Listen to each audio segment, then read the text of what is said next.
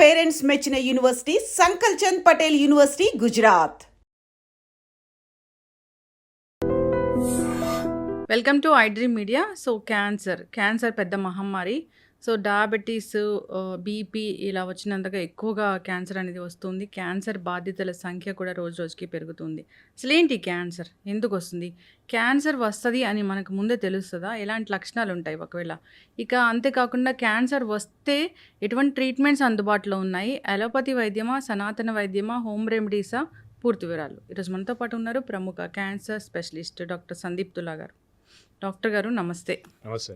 ఎట్లా ఉన్నారు డాక్టర్ గారు? నేను సూపర్ అండి, యాజ్ యూజువల్. ఎన్ని ఇయర్స్ ఆఫ్ ఎక్స్పీరియన్స్ ఈ వృత్తిలో మీది? నాకు 8 సంవత్సరాలు అయింది. ఈ 8 ఇయర్స్లో ఏ ఏజ్ పేషెంట్స్ని ఎక్కువగా చూసుంటారు ఈ క్యాన్సర్ బాధితులు? 50 సంవత్సరాలు పైబడిన వాళ్ళలో ఎక్కువ మందిని చూస్తూ ఉంటాం అండి. 50 years లోపు వాళ్ళు ఎట్లా ఉంటారంటే తక్కువగా ఉంటారు when compare to the other people. So ఎక్కువ శాతం మనం వయసు పైబడిన వాళ్ళనే మనం చూస్తూ ఉంటాం క్యాన్సర్ అనేది. అట్లా అని చెప్పి యంగ్స్టర్స్లో రాదని కాదు, ఎక్కువ శాతం మనం చూసేది more than 50 years age group. పర్టికులర్గా ఏ రీజన్ వల్ల ఈ క్యాన్సర్ అనేది వస్తుంది? ఫస్ట్ జెనెటిక్ అండి. జెనెటిక్ అంటే ఏదో వంశపారంపర్యం అంటలేదు, మీలో ఉన్న కణాల్లో మార్పుల వల్ల క్యాన్సర్ అనేది వస్తుంది ఉన్నట్టు. అంటే ఇప్పుడు నేను చాలాసార్లు చెప్తా ఉంటాను ఏంటంటే మీ శరీరంలో ప్రతి కణం రెప్లికేట్ అవుతూ ఉంటుంది, మల్టిప్లై అవుతూ ఉంటుంది అన్నట్టు. కానీ ఒక పాయింట్ వచ్చిన తర్వాత అది ఆగిపోతుంది, అంటే ఎంత రెప్లికేట్ అవ్వాలో అయ్యి ఆగిపోతుంది. క్యాన్సర్ కణాల్లో ఎట్లా అంటే ఇట్లా ఆగిపోవాలి అనే సిగ్నల్ అనేది దానికి ఉండదు అన్నట్టు. సో అది నెంబర్ ఆఫ్ టైమ్స్ మల్టిప్లై అవుతూ ఉంటుంది, దానికి కంట్రోల్ ఉండదు. దానంతట అది ఆహారం తీసేసుకుంటూ ఉంటుంది, మల్టిప్లై అవుతూ ఉంటుంది, బాడీ యొక్క నియంత్రణ కోల్పోతుంది. సో అట్లా మల్టిప్లై అవ్వడం వల్ల ఒక కణితిలాగా మారుతూ ఉంటుంది అన్నట్టు. దాన్నే మనం క్యాన్సర్ అని అంటాం. ఇది పూర్తిగా జెనెటికల్లీ. మళ్ళీ జెనెటిక్ అనగానే వాడుక భాషలో ఏమవుతుందంటే జెనెటిక్లో మార్పు, జెనెటిక్ చేంజ్ వల్ల, కానీ అది ఒకరి నుంచి ఒకరికి వెళ్ళేది అట్లా కాదు, వంశపారంపర్యంగా కాదు, హెరిడిటరీ కాదండి. మీ జీన్స్ లో ఉన్నటువంటి మార్పుల వల్ల వస్తుంది అంటున్నారు. ఈ జీన్స్ లో మార్పు ఎందుకు వస్తుంది? జెనెటిక్ చేంజ్ అనేది అంటే మల్టిపుల్ రీజన్స్ ఉంటాయండి. మనము ఇప్పుడు ఎట్లా అంటే for example human papilloma virus అనే ఒక వైరస్ ఉందండి. ఆ హెచ్పివి వైరస్ యొక్క ఇన్ఫెక్షన్ వల్ల కూడా మన కణాల్లో మార్పు వస్తుంది. ఆ మార్పు రావడం వల్ల కూడా ఆ కణాలు రెప్లికేట్ అవ్వడం మొదలై కంతిలాగా మారి, ఫర్ ఎగ్జాంపుల్ గర్భాశయ ముఖద్వారం యొక్క క్యాన్సర్, సర్వైకల్ క్యాన్సర్ కావచ్చు, ఓరోఫారింజల్ అంటే గొంతు భాగంలో వచ్చే క్యాన్సర్స్ కావచ్చు, వెజైనల్ క్యాన్సర్ కావచ్చు, యానల్ కెనాల్ క్యాన్సర్ కావచ్చు. ఈ పలు రకాల క్యాన్సర్స్ ఏవైతే ఉన్నాయో for example human papilloma virus infection వల్ల వస్తుంది. ఇంకొకటి మనకు గాల్ బ్లాడర్ స్టోన్స్ అని అంటారు చూసారా, గాల్ బ్లాడర్లో చిన్న చిన్న రాళ్ళు వచ్చినాయి అంటారు చూసారా. కొంతమందికి ఏంటంటే ఆ రాళ్ళు ఎక్కువ రోజులు ఉండడం వల్ల క్రానిక్ ఇరిటేషన్ కాజ్ అయ్యి అది గాల్ బ్లాడర్ క్యాన్సర్ లాగా కూడా మారచ్చు. ఇట్లా చాలా రకాల, అంటే ఫర్ ఎగ్జాంపుల్ సింపుల్ రీజన్ మనకి కొంతమంది ఏమంటారంటే నాకు నాలుక భాగంలో ఈ మన పన్ను ఉంటాయి చూసినా అవి షార్ప్గా ఉండడం వల్ల కంటిన్యూస్ ఇరిటేట్ చేస్తూ ఉంది అనుకోండి, మనం దాన్ని ఓవర్లుక్ చేసినాం అనుకోండి, అది కొన్ని సంవత్సరాల తర్వాత ఆ భాగంలో క్యాన్సర్ వచ్చే అవకాశం ఉంటుంది. ఎనీ క్రానిక్ ఇరిటేషన్ మీకు బాడీలో ఉంటే అది క్యాన్సర్ అవ్వచ్చు, వైరల్ ఇన్ఫెక్షన్ దానివల్ల క్యాన్సర్ అవ్వచ్చు.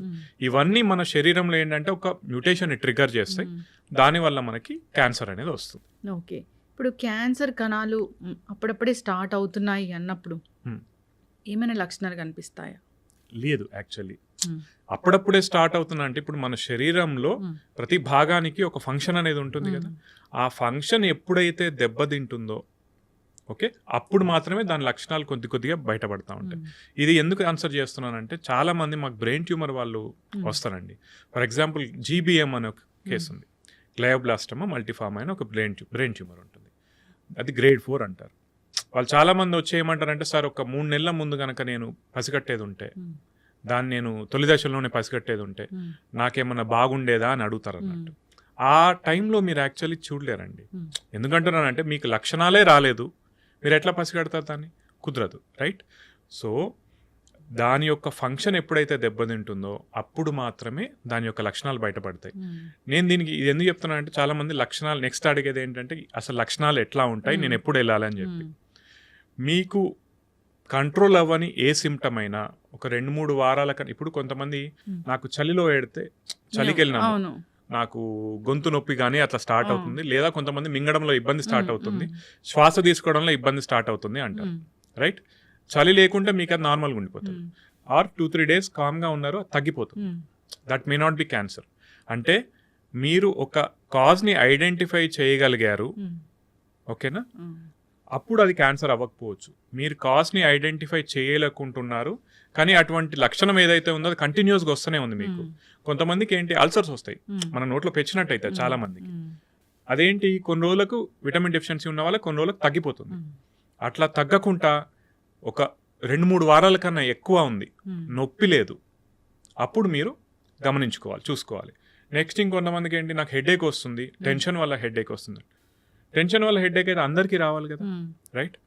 మీకు అప్పుడప్పుడు ఓన్లీ వన్ సైడెడ్ వస్తుంది, మెయిన్గా ఫీమేల్స్కి కొంతమంది సింగిల్ సైడ్ వస్తుంది, అది మైగ్రేన్ అయి ఉండొచ్చు. కానీ మీకు ఆ ఇంటెన్సిటీలో డిఫరెన్స్ తెలిసిపోతుందండి. అంటే ఎప్పుడు వచ్చే తలనొప్పిరా కాకుండా కొంచెం డిఫరెంట్గా మీకు అనిపిస్తుంది, తల తిరగడం మొదలవుతుంది ఎక్కువగా, వెళ్ళి చూయించుకోండి. నెక్స్ట్ మీకు మింగడంలో ఎటువంటి ఇబ్బంది లేదు, ఎప్పుడన్నా ఇన్ఫెక్షన్ వచ్చినప్పుడు అది రావచ్చు. అట్లా కాకుండా కంటిన్యూస్గా మీరు ఫస్ట్ ఫుడ్ తీసుకునేటప్పుడు నాకు కొద్ది ఇక్కడ ఆగినట్టు అవుతుంది అనిపిస్తుంది అనుకోండి, వెళ్ళి చూయించుకుంటే మంచిది.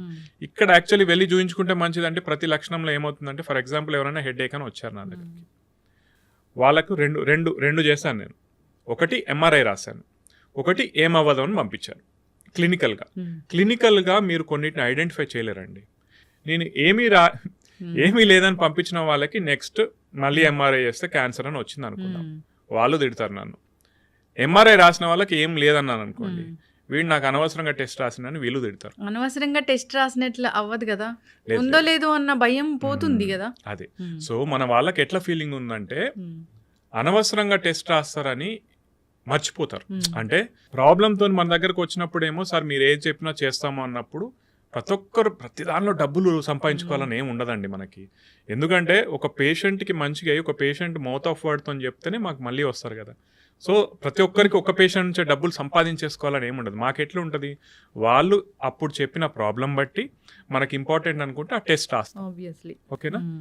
కానీ ఆ ప్రాబ్లం లేదు, మీకేం కాదు అని చెప్పిన వ్యక్తి నెక్స్ట్ ఒక దగ్గరికి వెళ్ళి మాట్లాడేటప్పుడు, మెయిన్గా మా మంచిర్యాల మా కరీంనగర్ ఏరియాలో ఎట్లుంటుందంటే, అని ఈయన దగ్గర పోయినరా, అనవసరంగా 5,000 టెస్టులు రాసిండ్రా అంటారు, ఓకేనా. అప్పుడు ఆయన కాన్వర్జేషన్లో అది అనవసరం అయిపోతుంది.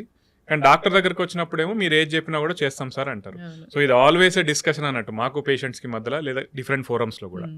ఎస్, ఖచ్చితంగా డాక్టర్ గారు ఇప్పుడు ఈ క్యాన్సర్ లక్షణాలు అంటే మీరు చెప్పినట్లు అవి డిఫరెంట్ ముందుగానే తెలియవు, ఏదైనా కొంచెం మనకి తగ్గినట్లుగా, సో ఇది నార్మల్గా లేదు అనిపిస్తే మాత్రం ఒకసారి డాక్టర్ దగ్గరికి వెళ్ళడం మంచిది.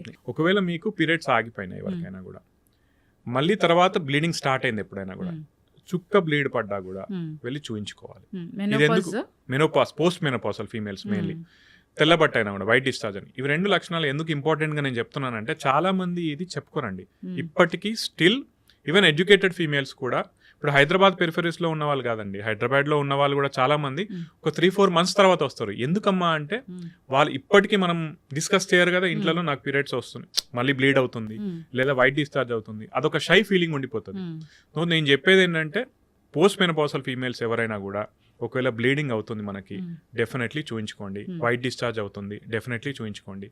లేదా ప్రీ మెనోపాసల్ అంటే మనకు పీరియడ్స్ రెగ్యులర్గా వస్తున్నాయి, అవి ఇర్రెగ్యులర్ అయినా కూడా డెఫినెట్లీ చూయించుకోవాలి మీరు.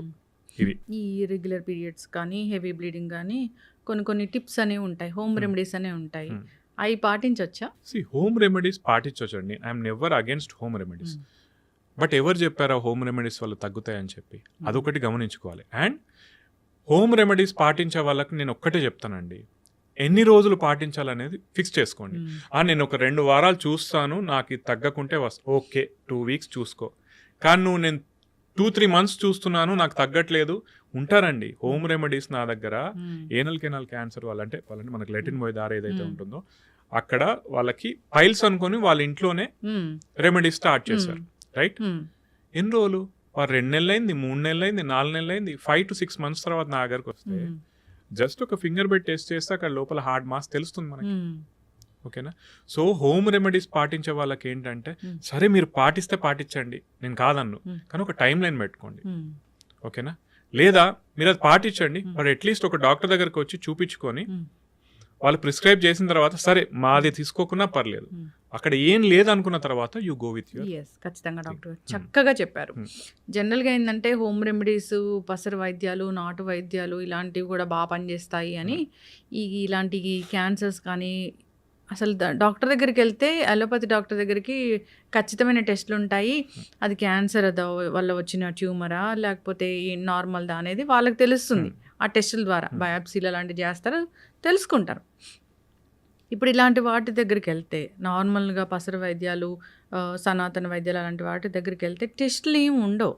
అదే పట్టుకొని చూడడము అట్లనే ఉంటుంది. దానికి కావాల్సిన ఆ మందులు ఇవ్వడము, సో దాన్ని తగ్గించడం, అప్పటికప్పుడు సప్రెస్ చేయడం అలా జరుగుతూ ఉంటుంది. దీనివల్ల ఏమవుతుందంటే జనరల్గానే అది ఎక్కువగా వేరే స్టేజ్కి వెళ్ళేలాగా అవుతూ ఉంటుంది. అట్లాంటి కేసులు మీరు ఏం చూశారు, ఎన్ని చూస్తున్నారు? సో ఏదైనా బాగా సివియర్ అయ్యి మీ దగ్గరకు వచ్చి నా కేసు ఏమైనా ఉందా? ఇక్కడ ప్రాబ్లం ఏమవుతుందంటే మీ జనరల్గా అందరూ ఎడ్యుకేటెడ్ అయిపోయారండి. అంటే ఏ రకంగా చెప్తున్నాను అంటే, మీరు అన్నారు కదా వాళ్ళకి ఏం టెస్ట్లు ఉన్నాయి. లేదండి, ప్రతి ఒక్కరు పెట్ స్కాన్ చేస్తున్నారు. ఏం చేస్తున్నారంటే, నేను ఇచ్చే వైద్యం వాడు, పెట్ స్కాన్ చేయించుకో, రెస్పాన్స్ రాకుంటే మళ్ళీ నేను వైద్యాన్ని పెంచుతాను అంటున్నారు. అట్లా జరుగుతూ ఉంది. నేను యాక్చువల్ చండీగఢ్, పీజీఐ చండీగఢ్లో చేశాను. ఓకేనా, అక్కడ హిమాచల్ ప్రదేశ్లో కూడా ఇటువంటి చాలా ఎక్కువ, ఇటువంటి నమ్మకాలు చాలా ఎక్కువ. కాకపోతే అటు సైడ్ పసరమందు వాళ్ళతో నాకు ప్రాబ్లం ఎక్కువ ఎందుకు ఉండకపోయేదంటే, వాళ్ళు అట్లీస్ట్ ఏం చెప్పేటోళ్ళు అంటే, మీరు అది కూడా వాడండి, నాది కూడా వాడి చూడండి, రెండు కలిపి చూడండి అంటే, అక్కడ మేము ఎక్కువ అపోజ్ చేసేవాళ్ళం కాదు. ఎందుకంటే ఇట్స్ యువర్ బిలీఫ్. కానీ పసరు మందు వల్ల కొన్ని వాడడం వల్ల లివర్ పాడైన సందర్భాలు ఉంటాయి. కొన్నిసార్లు ఏం చేస్తారంటే ప్లేట్లెట్స్ కౌంట్ తగ్గిపోయి బ్లీడ్ అయ్యి వచ్చే వాళ్ళు ఉంటారు. కొన్నిసార్లు కొంతమంది ఏం చేస్తారు, వాళ్ళు చెప్పినా కూడా వీళ్ళు మా దగ్గరకు వచ్చి మెడిసిన్స్ ఏం తీసుకోరు patients. They will just continue, ఆ పసరు మందులు కావచ్చు ఏదైనా అది కంటిన్యూ చేస్తారు. డిజీజ్ ప్రోగ్రెస్ అవుతుంది. ప్రోగ్రెస్ మన దగ్గరకు వచ్చినప్పుడు మనం ఏం చేయలేం. అయితే ఇందులో 2 types ఆఫ్ పేషెంట్స్. అంటే మాకు బాధ ఎక్కువ ఎప్పుడు అనిపిస్తుందో నేను చెప్తానండి. మనిషికి ఏంటి ఒక ఆశ. ఇప్పుడు టర్మినల్ ఇల్ పేషెంట్స్ వచ్చారు, స్టేజ్ 4. స్టేజ్ 4 అంటే మీరు గుర్తుపెట్టుకోవాల్సింది ఏంటి మేడం, ఒకప్పుడు స్టేజ్ 4 వేరు, ఇప్పుడు స్టేజ్ 4 వేరు. అంటే ఏ రకంగా చెప్తున్నానంటే, సపోజ్ ఒక బ్రెస్ట్ క్యాన్సర్ వాళ్ళు ఉన్నారు, ఊపిరితిత్తులకు కానీ బోన్కి కానీ ఒకటే చోటకు వెళ్ళింది అనుకోండి, టెక్నికలీ స్టేజ్ 4. ఒకప్పుడు దానికి మనం ఏం చేసేవాళ్ళం కాదు. ఇప్పుడు ఏంటంటే టార్గెటెడ్గా మనం దానికి ట్రీట్మెంట్ చేయగలుగుతున్నాం, రైట్? కొంతమంది ఏంటి full bone stage 4. Full blown అంటే ఏంటంటే మొత్తం శరీరం అంతా ఆల్రెడీ స్ప్రెడ్ అయి ఉంటుంది, అంటే వేరే ఆర్గాన్స్ కూడా వచ్చి ఉంటుంది, మొత్తం వెళ్ళిపోయి ఉంటుంది. వాళ్ళకి ఏంటంటే కొన్నిసార్లు పాలియేటివ్ కేర్ అడ్వైస్ చేస్తాం. అంటే వాళ్ళకి ఎటువంటి సిమ్టమ్స్, ఇప్పుడు నొప్పి ఉంది, నొప్పి కంట్రోల్ చేయడానికి, రైట్? వాంతులు అవుతున్నాయి, వాంతులు తగ్గేందుకు, ఓకేనా? ఇటువంటి చెప్పడం తప్పితే యాక్టివ్ ట్రీట్మెంట్ ఏం చేయం. అటువంటి వాళ్ళని తీసుకుపోయి మీరు పసరు మందులో లేదా ఎవిడెన్స్ లేనటువంటి మందులో ఏవో ఇస్తున్నారు, మీ ఆశ కొద్దీ మీరు ఇస్తున్నారు, దాంట్లో తప్పు లేదండి. ఇప్పుడు నేనున్నా కూడా ఫ్యామిలీ మెంబర్స్ పొజిషన్లో సరే ఏదో కొద్దిగా ఆశ ఉంటుంది కదా అని చెప్పి దానిలో ఎటువంటి తప్పు లేదు, తీసుకెళ్ళండి. కొంతమంది ఏం చేస్తున్నారంటే cases, early cases. For example నా దగ్గర ఒక పేషెంట్ ఉన్నారు, నాందేడ్ నుంచి ఉన్నారు, టంగ్ క్యాన్సర్ ముందు భాగంలో వచ్చింది. ఆయనకు ఆపరేషన్ చేస్తే సరిపోయేది, చిన్నగా ఉన్నప్పుడు వచ్చాడు, ఇక్కడ మా దగ్గరకు వచ్చాడు, ఓకే ఆపరేషన్ చెయ్యాలి అన్నాం, వెళ్ళిపోయాడు. 6 నెలల తర్వాత వచ్చాడు. 6 నెలల నుంచి వాళ్ళ లోకల్లో ఆయుర్వేదిక్ డాక్టర్ దగ్గర మందులు తీసుకుంటారు, పెరిగింది. ఇప్పుడు ఇనాపరబుల్ స్టేజ్ 4. టంగ్లో ఏంటంటే ఇనాపరబుల్ అయిపోయి కింది భాగాలకు పోయి వేరే భాగాలకు వెళ్ళకున్నా కూడా దాన్ని స్టేజ్ 4 అని కన్సిడర్ చేసుకుంటాం. ఇప్పుడు దానికి ఏం చేస్తాం? అయితే డాక్టర్ గారు ఇక్కడ ఇంకోటి ఉంది, ఈ మీ దగ్గర రాగానే మందులు అవన్నీ చాలా కాస్ట్లీ ఉంటాయి, టెస్ట్లు అన్నీ రాస్తారు, అన్నీ చాలా డబ్బులతో కూడుకున్న పని. సరే అందరూ ఎఫర్ట్ చేయలేరు కదా, వెళ్ళి ఆయుర్వేదాలు చెట్ల మందులు అనేసరికి అవేమి మరీ అంత ఎక్కువ కాస్ట్ కూడా ఉండవు అని ఆ విధంగా కూడా వెళ్తూ ఉన్న పరిస్థితి. ఎందుకంటే వైద్యం చాలా ఎక్కువ కాస్ట్ అయిపోయింది. ఇక్కడ నేను చెప్పేది ఏంటంటే మీరు ఇంకోటి గమనించాలి, మీరు కాస్ట్ ఎక్కడ ఉంటుంది? ప్రైవేట్ హాస్పిటల్స్లో. మరి మనకు క్యాన్సర్కి సంబంధించినటువంటి గవర్నమెంట్ హాస్పిటల్స్ కూడా ఉన్నాయిగా, అక్కడ ఫ్రీగా అయిపోతుంది కదా, మరి అక్కడికి వెళ్ళొచ్చు కదా. ఇంకొకటి ఏంటంటే కాస్ట్ బెనిఫిట్, మీరు ఎంత డబ్బు పెడితే ఎంత బెనిఫిట్ వస్తుందని చూసుకోవాలండి. మీరు డబ్బు పెట్టలేని పక్షంలో ఏంటి, మనకు గవర్నమెంట్ హాస్పిటల్స్ ఉన్నాయి, గవర్నమెంట్ స్కీమ్స్ ఉన్నాయి, అది వాడుకోవచ్చు కదా. ఒకవైపు ఏమో మీకు ఎవిడెన్స్ బేస్డ్ మెడిసిన్ ఉంది, ఇంకో వైపు ఏమో ఏం లేదు, ఎవిడెన్సే లేదు ఇంకోవైపు, అయినా కూడా మనం అక్కడికే వెళ్తున్నాం. దానివల్ల ఉపయోగం ఏంటి? ఎవిడెన్స్ బేస్డ్ వైద్యమే, కానీ ఒక్కొక్కసారి దీనిలో కూడా తగ్గని కేసెస్లు ఉంటాయి, డెఫినెట్లీ ఉంటాయండి. ఇప్పుడు చాలా మంది ఏం చేస్తారంటే మీ కీమోథెరపీ వల్ల తగ్గదు, రేడియేషన్ వల్ల తగ్గదు, సర్జరీ వల్ల తగ్గదు అంటే మేమే చెప్తున్నాం, అన్నీ తగ్గవు. Stage wise, site wise cancer బట్టి ఉంటుంది ట్రీట్మెంట్, కానీ నేను బ్లాంకెట్ స్టేట్మెంట్ మిగతా వాళ్ళలాగా ఇవ్వలేను కదా. ఒకటి, మీరు తగ్గని కేసు పట్టుకొని, ఓకేనా, పర్సంటేజ్ చూసుకోవాలండి. ఇక్కడ ఏం చేస్తున్నారంటే, ఇక్కడ నేను చాలామంది ఒక మాట అంటాను. ఇప్పుడు సపోజ్ ఒక వ్యక్తి ఇక్కడ ఉన్నాడు, నేను బర్రెవరా అన్నాను అనుకోండి, సపోజ్ నువ్వు గాడిదవి లేకుంటే బర్రెవి అన్నాను, రైట్?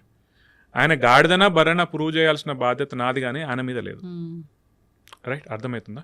ఇప్పుడు ఈ టైప్ ఆఫ్ డిస్కషన్ చేసే వాళ్ళు ఏమంటారంటే, నీకు కీమోథెరపీ పని చేయదు, అది నువ్వు ఇచ్చే ట్రీట్మెంట్ ఏం పని చేస్తుందో ఫస్ట్ దాని ఎఫికసీ మాట్లాడాలండి. అర్థమవుతుందా?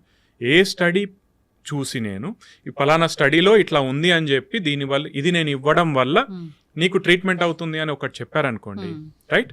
దాన్ని ఫాలో అవ్వాలి. కానీ వీళ్ళు ఎంతసేపు వీళ్ళ టాక్టిక్స్ ఏముంటాయంటే, మీరు అన్నట్టే డాక్టర్స్ డబ్బులు తీసుకుంటారు, హాస్పిటల్స్ ఖర్చు అవుతుంది, నేను ఫ్రీ, అక్కడ ఏం ఫ్రీ ఉండదు. సరే, ఫ్రీ అన్న మాట కూడా పెడదాం. మీరు చూసుకోవాల్సింది ఖర్చు కాదండి, ఫస్ట్ ఎఫికసీ చూసుకోండి ఒకటి. ఇంకొకటి, నేను ఒక ఆయుర్వేదిక్ సీనియర్ ప్రొఫెసర్ ఒక ఆయన మెసేజ్ పెట్టారు, మీరు మాట్లాడే చాలా తప్పుగా ఉంటుంది అని చెప్పి. నాకు బాధ అనిపించింది. ఇప్పుడు ఆయుర్వేదం మీద గౌరవం ఉందండి. నేను చాలాసార్లు చెప్తాను, నాకు ఆయుర్వేదం మీద గౌరవం ఉంది. గౌరవం వేరు, ఫ్యాక్ట్స్ వేరు, రైట్? మీరు ఆయుర్వేదిక్ ట్రీట్మెంట్ ఏదైతే ఉందో మనకు చాలా సంవత్సరాల నుంచి ఉంది మన దగ్గర అంటే దాన్ని ఇంప్రూవైజ్ చేయాలి కదా. మరి నా మీద లేదే ఆ బాధ్యత, నాది కాదు ఆ బాధ్యత. మీరు ప్రొఫెసర్స్, మీరు ఎప్పటి నుంచో ఉన్నవాళ్ళు, దాని మీద స్టడీస్ చేయొచ్చు కదా. ఒకవేళ మీకు గనక ఫండింగ్ లేదు అనుకుంటే మీరు గవర్నమెంట్ నుంచి ఫండింగ్ తెచ్చుకోవాలి, రైట్? మరి నా బాధ్యత కాదు కదా. మీరు ఎటువంటి స్టడీ చేయకుండా, ఏం చేయకుండా ఆయుర్వేదిక్ క్యాన్సర్లో పనిచేస్తుంది, ఓన్లీ ఆయుర్వేదిక్ క్యాన్సర్లో పనిచేస్తుంది, ఇంకొక ఆయన ఓన్లీ డైట్ క్యాన్సర్లో పనిచేస్తుంది, పని చేయవండి. అంటే జనరల్గా డైట్ చెప్తారు కదా డాక్టర్ గారు, మిల్లెట్స్ తినాలి, షుగర్ తినకూడదు, ఇది డైటే కదా. కాదండి, మీకు ఇక్కడ పాయింట్ ఒకటి హైలైట్ పాయింట్ చెప్పాలా. డైట్ని ఎవ్వరు వ్యతిరేకం కాదు, కానీ డైట్ వల్ల ఇప్పుడు నేను మిమ్మల్ని అడుగుతాను అనుకోండి, మేడం మీరు ఓన్లీ డైట్ చేస్తే క్యాన్సర్ క్యూర్ అవుతుంది అని అంటున్నారు, మీరు నమ్ముతారా? నమ్మరు, రైట్? అది నేను చెప్పేది. డైట్ అనేది ఇంపార్టెంట్. డైట్ అంటే మీరు ప్రాపర్ డైట్ తీసుకోవాలి, దానికి ఎవరు వ్యతిరేకం కాదండి. కానీ నేను ఓన్లీ డైట్తో క్యూర్ చేస్తా, పాసిబుల్ కాదు. ఆయుర్వేదంతో నేను క్యూర్ చేస్తా, పాసిబుల్ అవ్వదు. అట్లీస్ట్ నాకు స్టడీస్ లేవండి, ఓకేనా? ఇంకొకటి, వీళ్ళు జనరల్ మెంటాలిటీ ఏం చేస్తారంటే, క్యాన్సర్ కణాలు గ్లూకోజ్ ఎక్కువగా యూజ్ చేస్తాయి కాబట్టి మనం వీళ్ళకి గనక గ్లూకోజ్ని తక్కువ చేస్తే, వీళ్ళకి ఎనర్జీ వెళ్ళేది తక్కువ చేస్తే గనక మనం క్యాన్సర్ని అరిగట్టచ్చు. ఎట్లా అరిగడతావు? ఒకటి. రెండోది, నీకు ఓన్లీ క్యాన్సర్ కణాలైనా గ్లూకోజ్ యూజ్ చేసుకునేది, మిగతా బాడీ కణాలు కూడా యూజ్ చేసుకుంటాయి, మరి వాటి సంగతి ఏంటి? అవి డెడ్ అయితే వాటికి కూడా కదా. ఇంకొకటి, మీరేంటంటే ప్రపంచంలో వీళ్ళకన్నా మేధావులందరూ కూడా స్టడీస్ కోర్టు ఏవైతే ఉన్నాయో వాళ్ళన్నింటినీ వీళ్ళు షేర్ చేస్తారు గ్రూప్స్లలో, డిఫరెంట్ గ్రూప్స్లో. కానీ అక్కడ గమనించాల్సింది ఏంటంటే, ప్రపంచంలో ఉన్న ఏ సైంటిస్ట్ కూడా మోడర్న్ మెడిసిన్ వాడకుండా ఓన్లీ డైట్తో క్యూర్ చేస్తా అని అన్నారు. మన దగ్గర ఉన్న మేధావులు మాత్రమే అంటారు. ఆయుర్వేదిక్ ఏదైతే ఉందో, వీళ్ళు ఆయుర్వేదిక్ మళ్ళీ చెప్తున్నాను, డిఫరెంట్ ఫోరమ్స్లో మాట్లాడుతున్నాం కాబట్టి చెప్తున్నాను అండి, ఆయుర్వేదిక్ ఎవరు వ్యతిరేకం కాదండి. కాకపోతే వాళ్ళు ఇంకా స్టడీస్ చేయాల్సిన అవసరం ఉంది. గవర్నమెంట్ ఇప్పుడు ఆయుష్ మినిస్ట్రీ ఉంది, ఆయుష్ మినిస్ట్రీ నుంచి బడ్జెట్ తీసుకోవాల్సిన అవసరం ఎవరిది? మీది. మరి మీరు చేయకుండా ఇప్పుడు already existing evidence based medicine ఏదైతే ఉందో దాన్ని కౌంటర్ చేస్తాను అంటే ఇది వ్యాపారం తప్పితే ఇంకేం కాదు. అవును, ఇది ఎవిడెన్స్ బేస్డ్ మెడిసిన్, ఇది అందరూ ఆమోదించిన వైద్యం. అవునండి, అలోపతి బ్రతికిస్తారు ప్రాణాలని. సరే, దగ్గు, జలుబు, జ్వరాలు, చిన్న చిన్న వాటికంటే ఇంట్లో ఉన్న హోమ్ రెమెడీస్ అవి అయితే ఓకే, ఎంతవరకు బాగానే పనిచేస్తాయి. అయితే డాక్టర్ గారు, జనరల్గానే ఇప్పుడు మీరు అన్నట్లుగా హ్యూమన్ ప్యాపిలోమా వైరస్ వల్ల సర్వైకల్ క్యాన్సర్ వస్తుంది, థ్రోట్ క్యాన్సర్ కూడా దానివల్లే వస్తా. థ్రోట్ అంటే మనకి యాక్చువల్లీ జనరల్ వాడుక భాషలో చెప్తున్నాను నేను. థ్రోట్ అంటే ఇక్కడ చాలా భాగాలు ఉంటాయి, ఓరోఫారింగ్స్ అని ఉంటుంది అన్నట్టు, దానికి రిస్క్ ఉంటుంది. గొంతు భాగంలో అనుకోండి రిస్క్ ఉంటుంది. ఓకే, ఇప్పుడు దానికోసం వ్యాక్సిన్ ఉంది కదా? Definitely, yeah. అట్లా ఇంకా ఏ క్యాన్సర్స్ కి వ్యాక్సిన్ ఉంది? మెయిన్ గా మనం వాడేది ఓన్లీ హెచ్పివి అండి. ఎందుకంటే ఇక్కడ మనం ఐడెంటిఫై చేయగలిగాం more than 90% of the cancers of cervix, oropharynx ఇవి రిలేటెడ్ టు హెచ్పివి అని మనం ఐడెంటిఫై చేయగలిగాం కాబట్టి దానికి అగేన్స్ట్ గా మనం వ్యాక్సిన్ తయారు చేసుకోగలిగాం. అట్లనే హెపటోసెల్లార్ కార్సినోమా, లివర్ క్యాన్సర్ ఉంటుంది చూసారా, మోస్ట్ ఆఫ్ ద క్యాన్సర్స్, చాలా రకాల క్యాన్సర్స్ ఏవైతే లివర్కి సంబంధించినవి ఉంటాయో అవి హెపటైటిస్ వల్ల వస్తాయి. సో హెపటైటిస్ వ్యాక్సిన్ వేసుకున్నా కూడా దాని నుంచి మనం ప్రొటెక్ట్ చేసుకోవచ్చు. ఓకే. ప్రోస్టేట్కి సంబంధించినటువంటి కూడా ఒక వ్యాక్సిన్ వస్తుంది కానీ ఇంకా అందుబాటులో రాలేదు. ఇవి మూడింటికే కానీ మిగతా వాటికి ఇప్పుడైతే ప్రస్తుతానికైతే వ్యాక్సిన్స్ లేవు. ఇప్పుడు క్యాన్సర్ సెల్స్ అసలు బాడీలో అసలు గ్రో అవ్వకూడదు అంటే ఒక రకమైన వాటర్ ఉంది, అది తీసుకుంటే అసలు మంచిగా పనిచేస్తుంది, ఆల్కలైన్ వాటర్ అంటున్నారు. నిజంగా మ్యాజిక్ చేస్తుందా డాక్టర్ గారు అది? మరి మీరు వేస్తారో లేదో నాకు తెలియదు కానీ మల్టీ లెవెల్ మార్కెటింగ్ స్కీమ్ అని చెప్పాను కదండి. MLM స్కీమ్స్ అంటే ఏంటంటే గొలుసు కట్టు వ్యాపారాలు అంటారు. అంటే మీరు నా దగ్గర తీసుకొని ఇంకో ముగ్గురికి అమ్మండి, మీకు వాళ్ళ నుంచి వచ్చే కమిషన్ వస్తాయని చెప్తారు. ఈ ఆల్కలైన్ వాటర్ ప్రమోట్ చేసే చాలా కంపెనీస్ అటువంటివి అండి. ఓకేనా, మీరు ఫస్ట్ కొంటే మీరు ఇంట్లో ఫిట్ చేసుకుంటే 1,50,000 అండి. మీరు ఇంకో వాళ్ళకి ఎవరికైనా ఫిట్ చేయిస్తే కనుక ఆ వాటర్ వచ్చే అది ఫిట్ చేయిస్తే కనుక దాని నుంచి సంబంధించిన 25,000 నుంచి 50,000 మీకు వస్తాయని చెప్తారు. ఇవన్నీ మార్కెటింగ్ స్కీమ్స్ తప్పితే ఎక్కడ కూడా ప్రూవెన్ లేదండి. మీరు మళ్ళీ అందరూ యాంటీగా మాట్లాడతారు, ఏంటి మీరు నిజంగా తెలిసే మాట్లాడతారు. లేదండి, ప్రూఫ్ లేదు. ప్రూఫ్ ఉంటే నేను ప్రతి దానిలో ఏం చెప్తానంటే ప్రూఫ్ ఉంటే నేనే దాన్ని తీసుకొని నేనే మార్కెట్ చేసుకుంటా, నేనే బిజినెస్ చేస్తాను దాని నుంచి. లేదండి, దిస్ ఇస్ ఆల్ ఫాల్స్. అంతే. అసలు క్యాన్సర్ రాకూడదు, అరికట్టాలి, ముందే ప్రివెంట్ చేసుకోవాలి అంటే ఏం లేదా డాక్టర్ గారు? ఉన్నాయండి, చాలా ఉన్నాయి, కానీ మనం ఫాలో అవ్వని. అంటే ఏంటంటే ఫర్ ఎగ్జాంపుల్ మన బరువుని కంట్రోల్లో పెట్టుకోవాలి, ఒబీస్ అవ్వకుండా చూసుకోవాలి మనం. ఓకే, ఎందుకంటే obesity is indirectly link to cancer. Okay, బరువు పెరిగితే ఆ హార్మోనల్ ఇంబ్యాలెన్సెస్ కావచ్చు, మైక్రో ఎన్విరాన్మెంట్ అంటారు, మన శరీరంలో ఒక ప్రపంచం అనుకోవచ్చు, దానిలో సబ్అక్యూట్ ఇన్ఫ్లమేషన్ అంటారు, ఆ చేంజెస్ వల్ల కూడా క్యాన్సర్ వచ్చే అవకాశాన్ని పెరిగినట్టు మనం బరువుని కంట్రోల్లో పెట్టుకోవాలి. ఓకేనా, ఒబెసిటీని. జంక్ ఫుడ్ తింటాము. నెక్స్ట్ ప్రాపర్ డైట్ తీసుకోవాలి. గ్రీన్ లీఫీ వెజిటేబుల్స్ కావచ్చు, మనకు ఆహారం మంచిగా తీసుకోవాల్సి ఉంటుంది. ఇప్పుడు మనము ఎక్కువ శాతం ఇప్పుడు నేను ఎన్ని చెప్పినా మళ్ళీ వాళ్ళ పోయి మేబీ స్విగ్గీ జొమాటో నుంచి బయట నుంచి ఆర్డర్ పెట్టుకుంటాను. అర్థమవుతుందా మేడం? మనం ప్రాపర్ డైట్ తీసుకుంటూ చెడు అలవాట్లకు దూరంగా ఉంటూ, అంటే స్మోకింగ్ కావచ్చు, ఆల్కహాల్ కావచ్చు, వీటన్నిటికీ దూరంగా ఉంటూ మనము మన ఫిట్నెస్ని బాగా మెయింటైన్ చేస్తూ ఒబెసిటీని కంట్రోల్ చేసుకుంటూ ఇవన్నీ ఉంచుకుంటే కనుక మళ్ళీ ఇక్కడ ఏంటంటే ఇవన్నీ ఉన్న క్యాన్సర్ రావంటే వస్తాయి, కానీ ఇవన్నీ లేని వాళ్ళతో కంపేర్ చేస్తే మీకు తక్కువగా వస్తాయి. ఇవి ఎందుకు చెప్తున్నా అంటే మన చుట్టుపక్కల ఉన్న వాళ్ళు ఒక నలుగురు ఇవన్నీ పాటించే వల్ల క్యాన్సర్ వచ్చింది అనుకోండి, మనకేం ఫీలింగ్ వస్తుంది? వీళ్ళందరూ పాటించారు కదా, అయినా వీళ్ళ క్యాన్సర్ వచ్చింది, సో ఏం పాటించినా వస్తుంది, పాటించకున్నా వస్తుంది. యోగా చేస్తారు, డైట్ చేస్తారు, అసలు నాన్ వెజ్ తీసుకోరు, అసలు చెడు అలవాట్లు లేవు, అయినా క్యాన్సర్ వచ్చింది. సో మీరు ఆలోచించాల్సింది ఏంటంటే క్యాన్సర్ మల్టీ ఫ్యాక్టోరియల్ అండి. అంటే నేను మంచి పోషకాహారం తీసుకుంటాను, నాకు క్యాన్సర్ రాదు, రిస్క్ తగ్గుతుంది. ఇది మంచి పాయింట్. ఏంటంటే మీకు ఏ పని చేసినా కూడా మీరు క్యాన్సర్ వచ్చే రిస్క్ని తగ్గించుకుంటున్నారు కానీ జీరో చేసుకోరు. ఓకేనా, అది గమనించాలి. అది గమనించకుండా నీ చుట్టుపక్కల వాళ్ళతో కంపేర్ చేసుకొని నువ్వు వాళ్ళ అలవాట్లను కాకుండా నువ్వు చెడు అలవాట్లను అలవాటు చేసుకుంటే రిస్క్ పెంచుకున్న వాళ్ళు అవుతారు. ఇంకొకటి గుర్తుపెట్టుకోవాల్సింది ఏంటంటే ఇప్పుడు మీరు నేను కంపేర్ చేసుకోవాలనుకుంటే మనం ఇష్టపడం, చూసారా? నేను మీతో ఎందుకు కంపేర్ చేసుకోవాలనుకుంటాం, రైట్? మంచి విషయాలు ఇప్పుడు బాడీలో నువ్వు నాకంటే మంచిగా ఉంటావా, నేను నీకంటే ఇట్లా అనుకున్నప్పుడు మనం అస్సలు కంపారిజన్కి ఒప్పుకోం ఒకరితో. కానీ ఇటువంటి విషయాల్లో మాత్రం మనం కంపారిజన్కి రెడీగా ఉంటాం. నేను అందరికి అదే చెప్తాను, అట్లా కాదు, ఇంకొకరితో కంపేర్ చేసుకోవద్దు. ఒకరు సిగరెట్ తాగినా లేదా ఒక బీడీ తాగినా క్యాన్సర్ వచ్చే రిస్క్ డిఫరెంట్ ఉంటుంది. ఒకరు 10 సిగరెట్లు 20 సిగరెట్లు తాగినా కూడా రిస్క్ డిఫరెంట్ ఉంటుంది. ప్రతి శరీరం డిఫరెంట్, రైట్? మీకు ఏది మంచో చూసుకోవాలి, కానీ పక్క వాళ్ళని కంపేర్ చేసుకుంటూ పక్క వాళ్ళకి వచ్చిందో రాలేదో అని చెప్పి మీ అలవాట్లను మార్చుకుంటా ఉంటే మళ్ళీ అల్టిమేట్లీ మనమే ఇబ్బంది పడతాం. ఇంకొక డాక్టర్ గారు, నేను ఈ మధ్య ఒక వీడియో చూశాను, స్ట్రెస్ ఉంది బాగా, ఎక్కువ ఆలోచిస్తారు, పక్క వాళ్ళ మీద పగ తీర్చుకోవాలనుకుంటూ ఉంటారు, ఎప్పుడు వాళ్ళ పక్కన వాళ్ళ గురించి ఆలోచిస్తారు అన్నప్పుడు అలాంటి వాళ్ళకి కూడా క్యాన్సర్ వస్తుందంట. యాక్చువల్లీ నిన్నే ఒకరు మెసేజ్ పెట్టారు, మీరు బాగా స్ట్రెస్ అవుతున్నట్టున్నారు, మీరు బాగా మిగతా వాళ్ళ మీద ఏడ్చి చేస్తున్నట్టున్నారు, మీకే క్యాన్సర్ రిస్క్ వచ్చే అవకాశం ఉంది అని పెట్టారు. సరే వీళ్ళు ఇట్లా అంటున్నారేంటి అని చెప్పి మళ్ళీ ఒకసారి చూసానండి, అట్లేం లేదండి. డైరెక్ట్ యాక్చువల్లీ ఏంటంటే స్ట్రెస్ఫుల్ లైఫ్ డెఫినెట్లీ మీకు హార్మోనల్ ఇంబ్యాలెన్సెస్ కావచ్చు, మీ శరీరంలో డిఫరెంట్ చేంజెస్ తీసుకొస్తాయి, కానీ ప్రస్తుతానికైతే ఏ స్టడీ లింక్ చేయట్లేదు. అట్లని చెప్పి స్ట్రెస్ లేని వాళ్ళకు రాదు, స్ట్రెస్ ఉన్న వాళ్ళకి వస్తుందని కాదండి. Again this is different. అంటే రిస్క్ పెరుగుతుందా లేదా, మీరు ఏదైనా స్టడీ ఉందా అని నాకు అడిగారనుకోండి, లేదండి. జనరల్ కాకపోతే ఇట్లా చెప్తే మళ్ళీ అందరు ఏమంటారో నాకు తెలియదు. నేనైతే ఏమంటాను, స్ట్రెస్ తగ్గించుకోవాలి. ఆబ్వియస్లీ మీరైనా నేనైనా stressful life is not good for your health. కానీ దానివల్ల క్యాన్సర్ వస్తుందా నాకు తెలియదండి. ఎక్కడైతే నేను చూడలేదు, ఏ స్టడీ అయితే లేదు. మేబీ ఇన్ ద ఫ్యూచర్ వస్తే నేను యాక్సెప్ట్ చేస్తాను. డిఫరెంట్ ఆర్గాన్స్ కి క్యాన్సర్ ఎందుకు వస్తుంది అది అడుగుతాను నేను, షూర్. జనరల్ అవేర్నెస్ కోసం. లంగ్స్ ఎందుకు వస్తుంది? ఊపిరితిత్తుల క్యాన్సర్ ఫస్ట్ మనకు మేజర్ రిస్క్ ఫ్యాక్టర్ ఎక్కువ శాతం మందికి స్మోకింగ్ అండి. అది డైరెక్ట్ కావచ్చు, ఇండైరెక్ట్ కావచ్చు. అంటే మీ ఇంట్లో వాళ్ళు ఎవరు స్మోక్ చేసింది మీరు పీల్చుకున్నా కూడా వచ్చే అవకాశం ఉంటుంది. గుట్కా కావచ్చు, టొబాకో ప్రోడక్ట్స్ ఏ ఉన్నా కూడా రిస్క్ ఎక్కువ. ఓకేనా.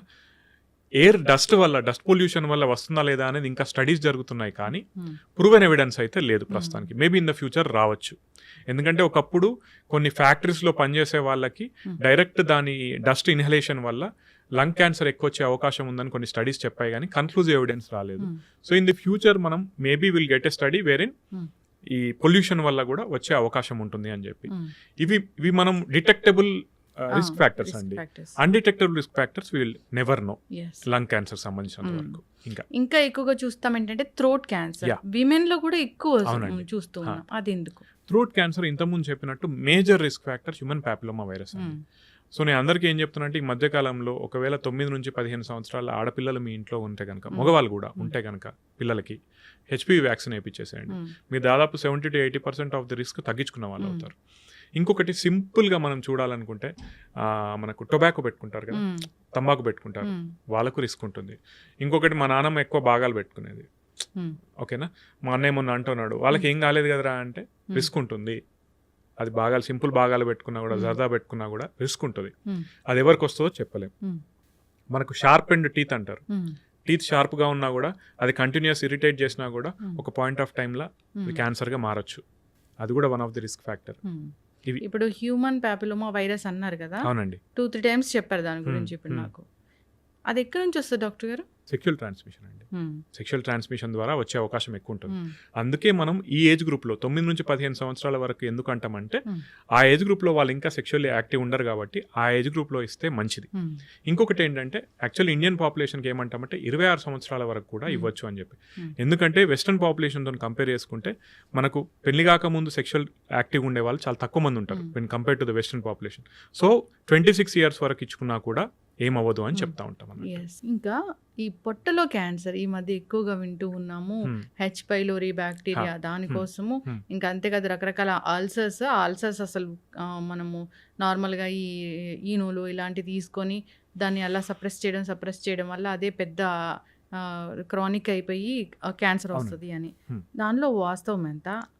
అది ఎట్లా తగ్గించుకుంటాం? అది యాక్చువల్లీ వాస్తవమే. ఏంటంటే క్రానిక్ అల్సర్స్ ఏవైతే చాలా మందికి ఉంటాయో అవి ఫ్యూచర్లో క్యాన్సర్గా డెవలప్ అయ్యే అవకాశం ఉంటుంది అన్నట్టు. సో అందరికీ ఏంటంటే ఎండోస్కోపీ చేసి వాళ్ళు టెస్ట్ చేసుకుంటారండి. హెచ్ పైలోరీ కనుక ఉంటే కనుక అది వాళ్ళకి రిస్క్ ఫ్యాక్టర్. సో దాన్ని తగ్గించుకునేందుకు యాక్చువల్లీ మనకి కిట్ ఉంటుంది, టాబ్లెట్స్ ఉంటాయి, అది వేసుకుని తగ్గించుకుంటే మంచిది. ఇంకొకటి కోలాన్ క్యాన్సర్, పెద్ద పేగు క్యాన్సర్ కూడా మనకి ఎక్కువ అవుతూ ఉంటుంది అన్నట్టు. ఇది ఎవరికి ఎక్కువ అంటే రెడ్ మీట్, అంటే ప్రాసెస్డ్ మీట్స్ కానీ రెడ్ మీట్ కానీ ఎక్కువ తినే వాళ్ళు ఎవరైతే ఉంటారో వాళ్ళలో ఎక్కువ చూస్తాం. అందుకే కోలాన్ క్యాన్సర్ మనం వెస్ట్రన్ పాపులేషన్లో ఎక్కువ చూస్తూ ఉంటాం. ఇప్పుడు మన దగ్గర కూడా ఫుడ్స్ ఎక్కువ తీసుకుంటున్నాం, ప్రాసెస్డ్ మీట్స్ కానీ రెడ్ మీట్ కానీ ఎక్కువ తీసుకుంటున్నాం కాబట్టి మనకు కూడా ఆ అవకాశం పెరుగుతుంది. కాకపోతే when compare to the western population, ఇది నాకు అందరూ వచ్చి ఏమంటారంటే, సార్ నేను ఇప్పుడు మీట్ తీసుకోవడం ఆపేస్తే మంచిదా అంటే, కాదండి. వాళ్ళు ఏంటంటే వాళ్ళ డైట్లో ఖచ్చితంగా రోజు ఉంటుంది. మనం వారానికి ఒకసారో వారానికి 2 సార్లు కొంచెం క్వాంటిటీ తీసుకుంటాం, దానివల్ల ఏమి ఇబ్బంది ఉండదు. ఓకేనా. సో మీరు కంప్లీట్గా మీట్ మానేయాల్సిన అవసరం అయితే లేదు. You can have that. అంటే వెజ్ నాన్ వెజ్ ఇలా కంపేర్ చేస్తే నాన్ వెజిటేరియన్స్లో ఎక్కువగా క్యాన్సర్ వచ్చే రిస్క్ ఉంటుంది? లేదు, నాన్ వెజిటేరియన్స్లో ఎక్కువ వస్తుందని కాదు. Only processed meats or red meat తీసుకునే వాళ్ళలో రిస్క్ ఎక్కువగా ఉంటుంది. మీట్ ఏంటంటే మన ఇండియన్ పాపులేషన్లో మనం సంబంధించినంత వరకు మన ఫుడ్స్లో ఎక్కువ కార్బోహైడ్రేట్స్ ఉండేలా చూసుకుంటాం, కానీ ప్రోటీన్ అనేది మనకు శరీరానికి ఇంపార్టెంట్ అండి. ప్రోటీన్ కావచ్చు, ఫైబర్ కావచ్చు, అది మన ఫుడ్ కంటెంట్లో తక్కువ తీసుకుంటాం. అది కూడా మనం మెయింటైన్ చేయాలి యాక్చువల్లీ. సో ప్రోటీన్ ఎక్కడి నుంచి వస్తుంది అయితే మనకు వెజిటేరియన్స్ ఏంటి, బీన్స్ కావచ్చు, లేదా మన పనీర్ కావచ్చు, వీటి నుంచి తీసుకోవచ్చు. ఎగ్, మీట్, అది actually it should be A part of your diet. దానివల్ల అది తీసుకునే వాళ్ళలో ఎక్కువ వస్తుందని కాదు. రెడ్ మీట్, ప్రాసెస్డ్ మీట్ తీసుకునే వాళ్ళలో అవకాశం ఎక్కువ. మళ్ళీ అది ఉండడం వల్ల నేను తక్కువ చేస్తాను అంటే అట్లా కాదండి, అవకాశం ఎక్కువ అని చెప్తున్నాను అంతే. ఈ హెచ్పివి వైరస్ వల్లనే సర్వైకల్ క్యాన్సర్ వస్తుంది. ఎస్. ఆ భాగాలకి ఇంకా ఏం క్యాన్సర్ వస్తుంది డాక్టర్ గారు? వెజనల్ క్యాన్సర్ అనుకోవచ్చు, మనకు ఎండోమెట్రియల్ క్యాన్సర్ అని ఉంటుంది. ఇవన్నీ కూడా ఇప్పుడు మనకు గర్భాశయ ముఖద్వారం సర్వైకల్ క్యాన్సర్ వచ్చేసి మనకు మేజర్లీ వచ్చేది హెచ్పివి వల్ల. ఎండోమెట్రియల్ క్యాన్సర్ ఏంటంటే హార్మోన్ డిపెండెంట్. హార్మోన్ ఆల్టరేషన్స్ ఎవరైతే శరీరంలో ఉంటాయో వాళ్ళకు వచ్చే అవకాశం ఎక్కువగా ఉంటుంది అన్నట్టు. అది కూడా ఈ మధ్యలో ఎక్కువ చూస్తున్నాం. యాక్చువల్లీ సర్వైకల్ క్యాన్సర్ ఇన్సిడెన్స్ అనేది తగ్గింది, ఎండోమెట్రియల్ క్యాన్సర్ అనేది చాలా వరకు పెరిగింది. ఇంకా స్ట్రెస్, రకరకాల అదే అన్నాను కదా, సో దానివల్ల కూడా రిలేషన్ అయి ఉండొచ్చు. ఇంకోటి ఏంటంటే మన ఇప్పుడు మెనోపాసల్ ఏజ్ గ్రూప్ అంటారు కదా, అంటే 45 సంవత్సరాలు వచ్చిన వాళ్ళు ఎవరైతే ఉంటారో చాలా మందికి పీరియడ్స్ తగ్గిపోతాయి, ఆగిపోతాయి. ఒకప్పుడు ఇండియన్ పాపులేషన్ 45 వరకు ఉంది. ఇప్పుడు ఏంటంటే అది పెరుగుతా ఉందండి, 50-55 వరకు కూడా నార్మల్ వస్తూ ఉంది. ఇదేంటంటే this is related to healthy diet as well as healthy life style. దాని యొక్క ప్రభావం ఏంటంటే మీ శరీరం ఎక్కువగా ఈస్ట్రోజన్ హార్మోన్ కి మీకు ఎక్కువ రోజులు మీ శరీరంలో అది ప్రొడ్యూస్ అవుతా ఉంది. That is a risk factor for endometrial and ovarian cancer. So అది కూడా దానివల్ల కూడా మనకి క్యాన్సర్ వచ్చే అవకాశం పెరుగుతూ ఉంటుంది. ఓకే, ఎస్ డాక్టర్ గారు, ఇందాక మీరు చెప్పారు యానల్ క్యాన్సర్ అనేది, అది ఎందుకు వస్తుంది? అది కూడా చాలా మట్టుకు రిలేటెడ్ టు అగైన్ హెచ్పివి అదొకటి. నెక్స్ట్ ఇంకొకటి ఏంటంటే పైల్స్ ఉన్న వాళ్ళకి కూడా ఆ రిస్క్ అనేది కొంచెం ఎక్కువగా ఉంటుంది. క్రానిక్ ఇరిటేషన్ ఉన్న ఏదైనా కూడా, కోతికి పుండు పట్టినట్టు అంటారు, ఐడియా ఉందా? కోతికి చిన్న పుండు పడితే గీస్తూ ఉంటుంది, పెద్దగా అవుతా ఉంటుంది అన్న చూసారా. సో తొలి దశలోనే మనం అన్ని చేసుకోకుండా అది క్రానిక్ గా అక్కడ ఇరిటేట్ అయ్యి అది మళ్ళీ క్యాన్సర్ లా మారే అవకాశం ఉంటుంది అన్నట్టు. సో ఎనీ కండిషన్ మనకు ఉందనుకుంటే ఎంత తొందరగా వీలైతే అంత తొందరగా దాన్ని క్యూర్ చేసుకుంటే మనకు మంచిది. బ్రెస్ట్ క్యాన్సర్ కూడా మీరు అన్నట్లుగానే రకరకాల కారణాల వల్ల వస్తుంది. ఇప్పుడు క్యాన్సర్ అంటే ఒక గడ్డేనా? క్యాన్సర్ అంటే ఒక కణితేనా? క్యాన్సర్ అంటే ఒక ట్యూమరేనా? అంటే మనకు కనిపించి ఇప్పుడు ఊపిరితిత్తుల్లో క్యాన్సర్ వచ్చింది అంటే అక్కడ ఒక ట్యూమర్ ఉంటుందా? ఒక గడ్డలాగా ఉంటుందండి. సో గడ్డలాగా లేని క్యాన్సర్స్ ఎట్లా అంటే మళ్ళీ బ్లడ్ క్యాన్సర్స్, లింఫోమాస్, ల్యూకీమియాస్ అంటారు. అవేంటంటే ఇప్పుడు మైలోమా అని ఉంటుంది. అవేంటంటే ఇట్లా గడ్డలాగా కాదండి, ఆ శరీరంలో ఆ కణాలు ఎక్కువైతా ఉంటాయి అన్నట్టు. వాటిని మనం బ్లడ్ టెస్ట్ తోనే చూసుకోగలుగుతాం. ఇప్పుడు క్యాన్సర్ గడ్డ, నార్మల్ గడ్డ, క్యాన్సర్ ట్యూమరు, నార్మల్ ట్యూమర్ అంటే మనం ఎట్లా దాన్ని ఇది క్యాన్సర్ది అని మనం ఏమైనా తెలుసుకోవచ్చా? అవునండి, తెలుసుకునేందుకే మనకు ఉన్నది బయోప్సీ. అట్లా కాకుండా ఇంట్లో తెలుసుకోవచ్చా? అట్లా కాకుండా అంటే మళ్ళీ సిమ్టమ్స్ బట్టే అండి. మీకు సిమ్టమ్స్ వస్తేనే మీరు దాన్ని గమనించి చూసుకోగలుగుతాం, కానీ బయోప్సీ లేకుండా మీరు డయాగ్నోసిస్ చేయలేరండి. ప్రొవిజనల్ డయాగ్నోసిస్ అంటారు, అంటే ఇది క్యాన్సర్ ఏమో అని చెప్పగలుగుతాం, కానీ బయోప్సీ తీస్తేనే, అక్కడ నుంచి చిన్న పీస్ తీసి మైక్రోస్కోప్ లో టెస్ట్ చేస్తేనే మనం అది ఖచ్చితంగా క్యాన్సర్ అని చెప్పగలుగుతాం. నొప్పి లేని గడ్డలన్నీ క్యాన్సర్ గడ్డలేనా డాక్టర్ గారు? నొప్పి లేని గడ్డలు అన్ని కాదండి, ఎక్కువ శాతం. ఎస్, మీరు పర్సంటేజ్ ప్రకారం చూస్తే కనుక నొప్పి లేని గడ్డ ఇట్లా చెప్తే మళ్ళీ వెంటనే నాకు ఇక్కడ గడ్డ ఉందని చాలా మంది వస్తారు. కాదండి, చాలా మట్టుకు ఫ్యాట్ లైపోమాస్ అంటారు, మొబైల్ ఉంటాయి, చాలా మందికి ఉంటాయి, నాకు 2-3 ఉన్నాయి. అవన్నీ క్యాన్సర్ గడ్డలు కాదు. ఇప్పుడు నెక్స్ట్ క్వశ్చన్ రావచ్చు అంటే, ఒకవేళ నేను ఎట్లా తెలుసుకోవాలి శరీరం మీద నాకు ఉంది అనుకుంటే కానీ, ఒకవేళ మొబైల్ ఉన్నాయి, సాఫ్ట్ ఉన్నాయి, అంటే అటు ఇటు కదులుతున్నాయి, సాఫ్ట్ ఉన్నాయి, దాని మీద నా స్కిన్ ఏమి ఇన్వాల్వ్ అవ్వలేదు, లోపల నాకు కణితిలాగా కనిపిస్తుంది, అది అటు ఇటు ఊగుతుంది, దాని మీద ఉన్న చర్మం ఏమి ఇన్వాల్వ్ అవ్వలేదు, అది పెరగట్లేదు. అంటే పెరగట్లేదంటే ఇంత చిన్నగా ఉన్నది కొంచెమే ఉన్నది, కొంచెమే పెరుగుతుంది. నాకు ఒక 2-3 నెలలు అమాంతం పెరిగింది, గట్టిగా ఉంది, నొప్పి లేదు, స్కిన్ కూడా ఇన్వాల్వ్ అయింది, ఎస్, అది క్యాన్సర్ అవ్వచ్చు. ఇప్పుడు ఈ ట్యూమర్స్ ఇట్లా ఉంటాయి, లంప్స్ అంటారు వాటిని వాడుక భాషలో, అంటే మేము అనమండి, జనరల్ వాడుక భాషలో లంప్స్ అంటారు, ట్యూమర్స్ అంటారు. సో ఇట్లా మనం ఐడెంటిఫై చేయొచ్చు. ఇప్పుడు బ్రెయిన్ లో వచ్చింది లేదా బ్లడ్ క్యాన్సర్ వచ్చింది, బ్లడ్ క్యాన్సర్ లక్షణాలు ఎట్లా ఉంటాయి? బ్లడ్ క్యాన్సర్ అంటే చాలా మందికి ఎట్లా ఉంటాయంటే, లో గ్రేడ్ ఫీవర్ ఉంటుంది కొంతమందికి. ఎట్లా అంటే ఫీవర్ ఉంటుంది కానీ 100 దాటదు, కానీ ఎప్పుడు అది ఉంటుంది ఫీవర్. వాళ్ళకి నైట్ స్వెట్స్, అంటే రాత్రిపూట ఇంకా తీవ్రంగా చెమటలు పడతాయి ఒకటి. నెక్స్ట్ వెయిట్ లాస్, మీరు డ్రాస్టిక్గా 6 నెలల్లో 10 కిలోల కన్నా ఎక్కువ తగ్గుతున్నారు, ఆకలి అనిపించట్లేదు బిల్కుల్, that may be those may be major symptoms of blood cancer. Pre symptoms అనొచ్చాయి వీటిని? ప్రీ సిమ్టమ్స్ అని కాదండి, అది డెవలప్ అవుతాయి. ఇంకా కొంతమందికి ఎట్లా అంటే జస్ట్ బ్లడ్ టెస్ట్ చేశారు, ఆ బ్లడ్ టెస్ట్ లో చూసరికి తెల్ల రక్త కణాలు 1,00,000 కన్నా ఎక్కువగా ఉన్నాయి, వాళ్ళు టెస్ట్ చేయించుకున్నా ప్రాబ్లమే. అందులో ఎక్కువనే ఉంటాయండి ల్యూకీమియాలో. జనరల్ గా తెల్ల రక్త కణాలు ఎక్కువ ఉంటాయి, అదేదో మన ఇమ్యూనిటీ బాగున్నట్టు అట్లా కాదా? అట్లా కానీ ప్రతికి రేంజ్ ఉంటుందండి. మీకు ఆ రేంజ్ దాటి 1,00,000 దాటుతున్నాయంటే డెఫినెట్లీ టెస్ట్ చేయించుకోవాలి. ఓకే, ఇప్పుడు బ్రెయిన్ ట్యూమర్ వచ్చింది అనుకోండి, అది ట్యూమరు, అది క్యాన్సర్, అట్లా లక్షణాలు ఏమైనా వేరుగా ఉంటాయా? ఇప్పుడు బ్రెయిన్ లో వచ్చే గడ్డలు majority will be cancerous only అండి. ఓకేనా? ఓకే, బినైన్ అంటే గడ్డనే కానీ క్యాన్సర్ లాగా పెరగని ఉంటాయా అంటే ఎస్ ఉంటాయి. ఒకటి పిట్యూటరీలో ఉంటాయి, పిట్యూటరీ గ్రంథి అని ఉంటుంది, అక్కడ వస్తే మాత్రం most of them will be non cancerous. కానీ ఇంకొకటి స్క్వానోమా అని ఉంటుంది, అంటే మన వినికిడికి సంబంధించిన నరానికి పట్టిన స్క్వానోమా అని ఉంటుంది, అవి పెద్దగా ఉంటాయి కానీ వాటి వల్ల ప్రాణానికి హాని ఉండదు. ఓకేనా? కానీ ఏమవుతుంది, ఒకవేళ పిట్యూటరీ గ్రంథి కనుక దెబ్బతింది అనుకోండి, మళ్ళీ మీ హార్మోనల్ ఇంబ్యాలెన్స్ వస్తుంది. దానివల్ల సిండ్రోమ్స్ ఉంటాయి, కుషింగ్ సిండ్రోమ్స్ అని, యాక్రోమెగాలి అని ఉంటాయి అన్నట్టు. అది మీ జీవన శైలిని బాగా దెబ్బతీస్తూ ఉంటుంది. ఇంకొకటి ఏంటి, కనుచూపుకు సంబంధించిన నర్వ్స్ ఏవైతే ఉంటాయో అది పిట్యూటరీ గ్రంథికి దగ్గరగా ఉంటాయి. ఇది వెళ్ళి దాన్ని ప్రెస్ చేసింది అనుకోండి, కనుచూపు మీద ప్రభావం పడుతుంది. రెండోది, వినికిడికి సంబంధించిన నర్వ్ ఏదైతే ఉందో అదే మన బ్యాలెన్స్ కూడా సంబంధించిన నర్వ్ అదేనండి. అక్కడ కూడా ఒకవేళ కణితి వచ్చింది అనుకోండి, మీ ప్రాణానికి హాని కలిగించవచ్చు, కానీ మీ నడుస్తున్నారు ఇంబ్యాలెన్స్ వచ్చేస్తుంది.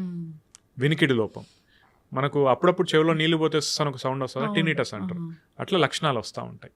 అవి ఒకవేళ కంటిన్యూస్ పర్సిస్ట్ అవుతా ఉంటే మనం ఒకవేళ స్కాన్ చేసుకుని వీలైతే ఆపరేషన్. ఓకేనా? కొన్ని ఎట్లా ఉంటాయంటే చిన్నగా ఉంటాయి, వాటికి ఆపరేషన్ లేకుంటే మనం రేడియేషన్తో వీ కెన్ మేనేజ్ దోస్.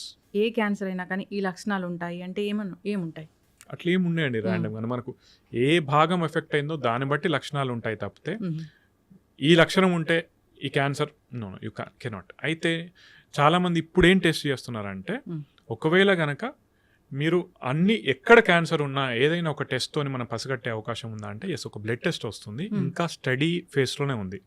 ఆ బ్లడ్ టెస్ట్ తీసుకొని మనకి ఏంటంటే ఆ క్యాన్సర్కి సంబంధించిన కణాలు ఒకవేళ శరీరంలో ప్రవహిస్తూ ఉంటే కనుక మనం కనిపెట్టి అది ఎక్కడి నుంచి వచ్చిందనో చూసి దాన్ని క్యాన్సర్ని పూర్తిగా డెవలప్ అవ్వకముందే కనుక్కునే అవకాశం ఉందా అని చెప్పి ఇంకా అవి టెస్ట్లు నడుస్తూ ఉన్నాయి.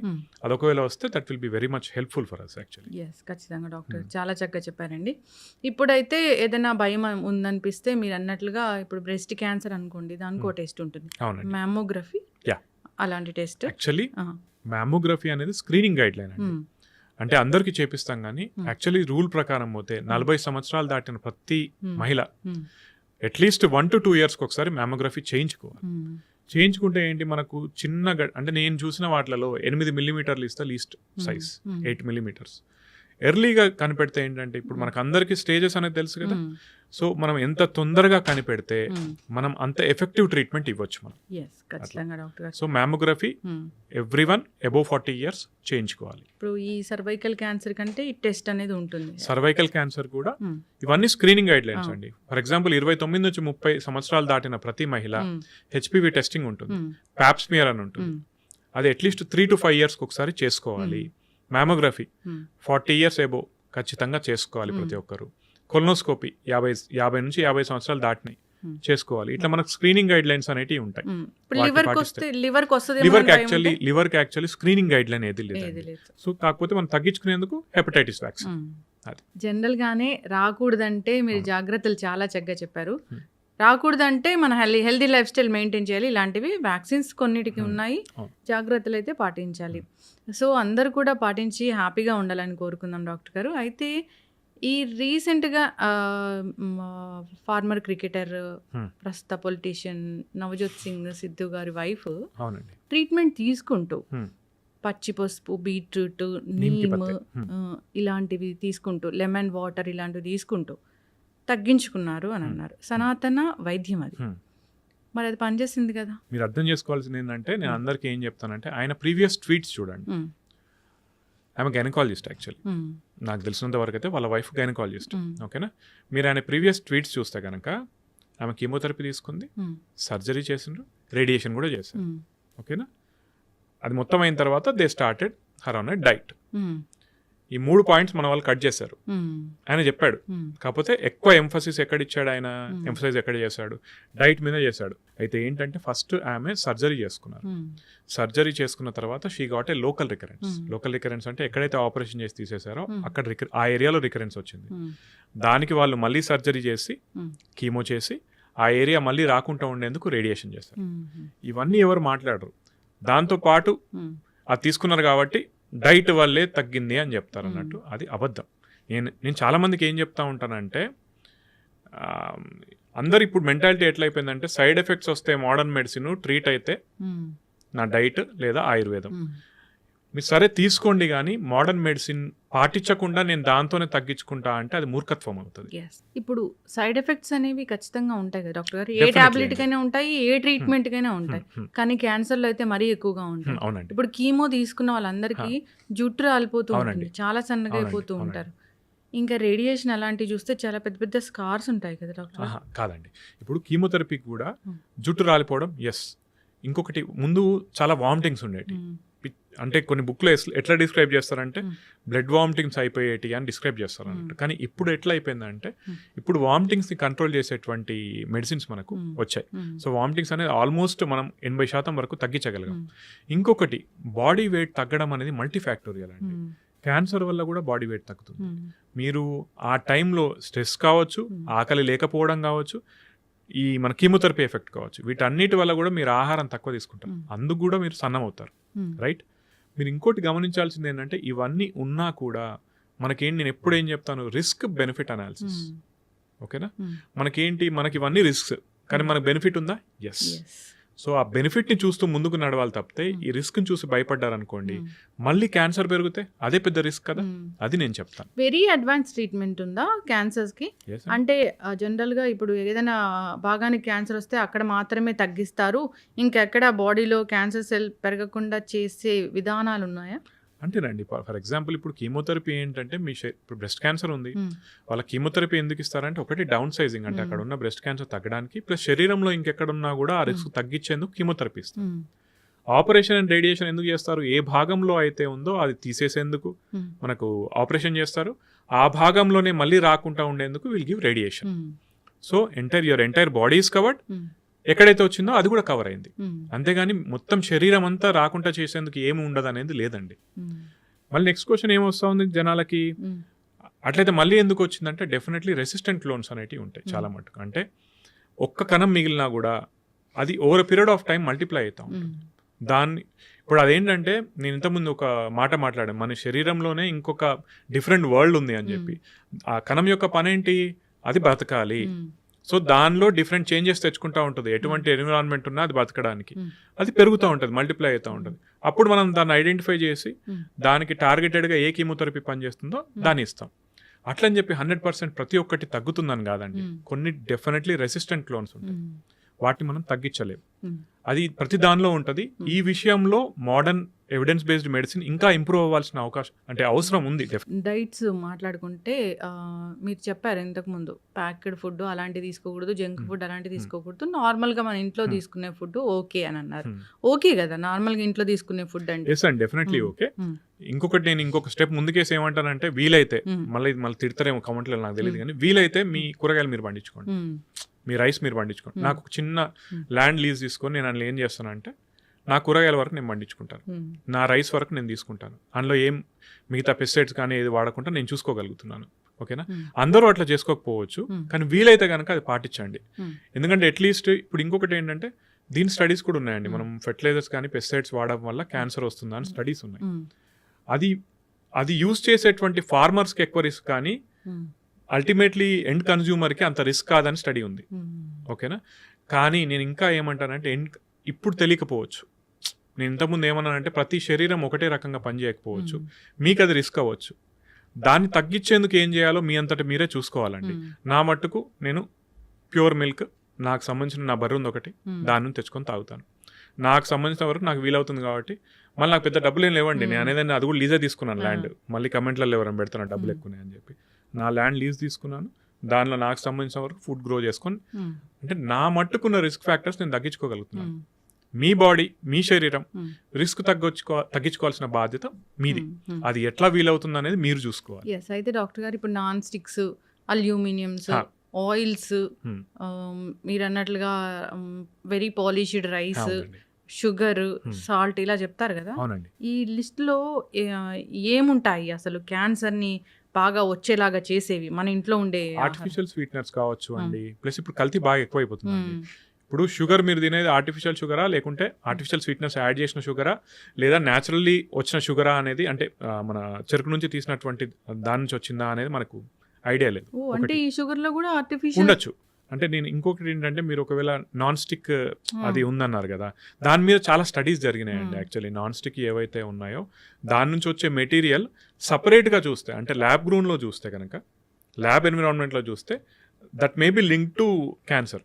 కానీ అది వాడడం వల్ల, దానిలో ఎక్కువసేపు ఫ్రై చేయడం వల్ల మనిషికి క్యాన్సర్ వచ్చిందా అనేది ఇంకా తెలియలేదు. కానీ నేనేమంటానంటే, నీకు అక్కడ దానిలో ఏదో ఒకటి ఇప్పుడు అంతెందుకండి ఆర్టిఫిషియల్ కలర్స్ కూడా కొన్ని ఆర్టిఫిషియల్ కలరింగ్ ఏజెంట్స్ కూడా క్యాన్సర్కి రిస్క్ అని వచ్చింది. ఇప్పుడు మనం బయట మంచూరియా కావచ్చు ఏ తిన్నా కూడా అందులో ఆర్టిఫిషియల్ కలరింగ్ ఏజెంట్స్ యూస్ చేస్తారు. ఐస్ క్రీమ్ అంటారు for example, ice cream is not ice cream, తెలుసు కదా మీకు అది. ఐస్ క్రీమ్ అన్ని రిఫైన్డ్ ఆయిల్స్ నుంచి తయారు చేస్తారు. ప్యూర్ మిల్క్ నుంచి తయారు చేసేటి కొన్ని బ్రాండ్సే ఉన్నాయి, దానిలో కలరింగ్ ఏజెంట్స్ యాడ్ చేస్తారు, దాన్ని అవన్నీ చేస్తారు కదా. కానీ మరి అవన్నీ తింటాం కదా. మరి నేను అనేది ఏంటంటే వాటికి రిస్క్ ఉంది, ఇంకా ప్రూఫ్ లేదు, బట్ మీరు తగ్గించుకోగలిగితే చాలా మంచిది. ఆయిల్ ఏది మంచిది అంటారు డాక్టర్ గారు? ఇప్పుడు చాలా మంది ఆలివ్ ఆయిల్ వాడతారండి. మేము చిన్నప్పుడు పల్లెన వాడేటోళ్ళం, ఇంట్లో వాళ్ళు అంటే వాళ్ళు అక్కడ పల్లెల నుంచి తీసిచ్చేవాళ్ళు, డైరెక్ట్ వాడేవాళ్ళం. దాని ఏదో చేసి వాడుతూ ఉన్నారు. చాలా ఆయిల్, సన్ఫ్లవర్ ఆయిల్ మంచిది అంటారు, కానీ నీకు వచ్చిన సన్ఫ్లవర్ ఆయిల్ కాదో నీకు తెలియదు. కల్తీలు ఎక్కువైపోయాయండి. అంటే నేను దానిలో ఏం భాగస్వామ్యం లేదు నాకు, కానీ నా ఉద్దేశం ఏంటంటే కల్తీలు ఎక్కువైపోయాయి. మీకు తెలిసి ఇంకొకటి ఏంటంటే చాలా మంది బ్రాండ్స్ ఉంటాయి చూసారా, బ్రాండ్కి ఎక్కువ డబ్బు అని చెప్పి చిన్న బ్రాండ్స్ తీసుకునే అవకాశం ఉంటుంది. ఇదేదో బిజినెస్ ప్రమోషన్ అని కాదు, కానీ కొన్నిసార్లు ఏమంటాయంటే కొన్నిసార్లే మళ్ళీ నేను చెప్పేది, మనం ఎక్కువ డబ్బులు పెట్టినప్పుడు వాళ్ళ క్వాలిటీ అనాలిసిస్ అనేది కొంచెం ప్రాపర్గా చూసుకోగలుగుతారు. సో మీరు కనుక అఫోర్డబుల్ అయితే any good brands they are good for you. ఖచ్చితంగా డాక్టర్ గారు, చాలా చక్కటి ఇన్ఫర్మేషన్ అండి. మన జీవన విధానం ఎలా ఉండాలి, క్యాన్సర్ రాకుండా ఎలాంటి జాగ్రత్తలు తీసుకోవాలి, ఎలాంటి ఆహార నియమాలు పాటించాలి, వస్తుందని ఎలా తెలుస్తుంది, లక్షణాలు ఏముంటాయి, మనము వదిలేస్తే అది ఎక్కువగా పెద్ద క్యాన్సర్ అయ్యే అవకాశం ఉంటుంది, వేరే స్టేజ్కి వెళ్ళే అవకాశం ఉంటుంది, ట్రీట్మెంట్స్ ఏమున్నాయి, మనం ఏం తప్పులు చేస్తున్నాం ట్రీట్మెంట్స్లో కూడా. సో చాలా చక్కగా చెప్పారు డాక్టర్ గారు. ఈ పాడ్కాస్ట్ సిరీస్ అనేది కంటిన్యూ చేద్దాం క్యాన్సర్ గురించి.